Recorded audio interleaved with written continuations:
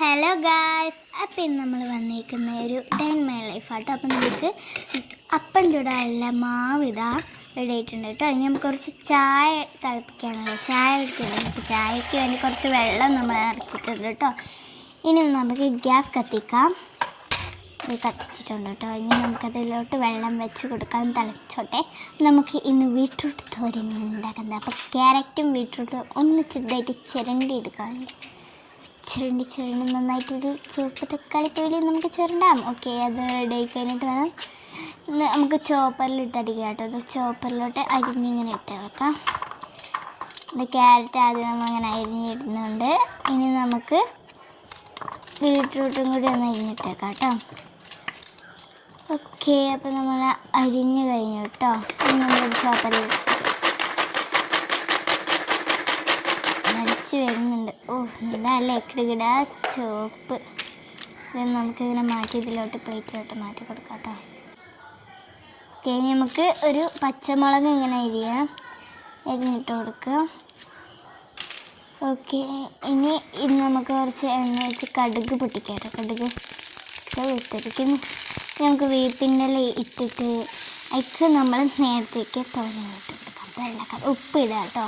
ഒന്ന് മിക്സ് ചെയ്യുക ചെറുതായിട്ട്.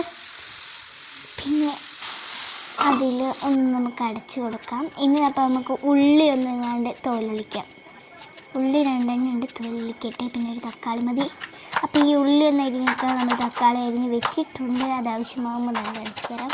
അപ്പോൾ ഇത് അരിഞ്ഞ് വെക്കട്ടെ. ഇനി നമുക്ക് കുറച്ച് ഉള്ളി അതിലോട്ട് ഇടാം. കടുക് പൊട്ടിച്ചേർത്ത് ഉപ്പിടാം കേട്ടോ. ഇനി ഒന്ന് മിക്സ് ചെയ്യാം. ചെറുതായിട്ട് മിക്സ് ചെയ്തിട്ട് കുറച്ച് വാട്ടി വന്നിട്ടുണ്ട് കേട്ടോ. ഇനി അതിലേക്ക് നമുക്ക് തക്കാളി കുറച്ചുകൂടെ മിക്സ് ചെയ്യാം. എന്നിട്ട് അതിലേക്ക് മുളക് ഇടുക, മഞ്ഞൾപ്പൊടി ഇടുക, ഒന്നുകൂടി മിക്സ് ചെയ്യുക. നന്നായിട്ട് മിക്സ് ചെയ്തിട്ട് പിന്നെ എണ്ണ ഇങ്ങനെ തേച്ച് നമുക്ക് അപ്പം ചുടണ്ടേ.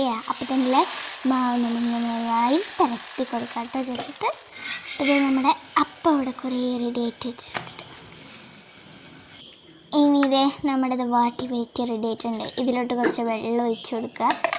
ഇനി ഇതേ അരച്ചെടുത്തിട്ടുണ്ട് കേട്ടോ. നമ്മൾ കടുക് പൊട്ടിച്ച് ഇതും പൊട്ടിച്ച് പിന്നെ ആദ്യം നമ്മൾ അരച്ചെടുത്ത് അങ്ങനെ വയ്ക്കാം. പിന്നെ ഇഡ്ഡലി ഞാൻ കുറച്ച് ഉണ്ടാക്കി ഞാൻ കാണിച്ചില്ല. ഓക്കെ, ഇനി ഇഡ്ഡലി അവിടെ വയ്ക്കാം. സാമ്പാർ നല്ല അടിപൊളി സാമ്പാറിൻ്റെ കോലി ഇട്ടിട്ടു. അപ്പോൾ ഇതാണ് നമ്മൾ അരച്ച സമ്മന്തി, നല്ല അടിപൊളി സമ്മന്തി. ഇനി നമുക്കൊരു കോമ്പിനേഷൻ ട്രൈ ചെയ്യാൻ. നമ്മൾ ഇഡ്ഡലി എടുക്കുന്നു, സാമ്പാറിൽ വെക്കുന്നു, ചമ്മന്തിയിൽ വയ്ക്കുന്നു. അതൊന്ന് ട്രൈ ചെയ്താലോ? എമ്മി. ഇനി നമുക്ക് സ്കൂളിലോട്ടുള്ള ചോറ് റെഡിയാക്കാം. ചോറ് വെച്ച് പിന്നെ നമ്മൾ തോരൻ ഇടാൻ നേരത്തെ ഉണ്ടാക്കിയ തോരൻ്റെ ഇതിലോട്ട് ഇങ്ങനെ വെച്ച് കൊടുത്തിട്ട് അടിച്ചു കൊടുക്കാം.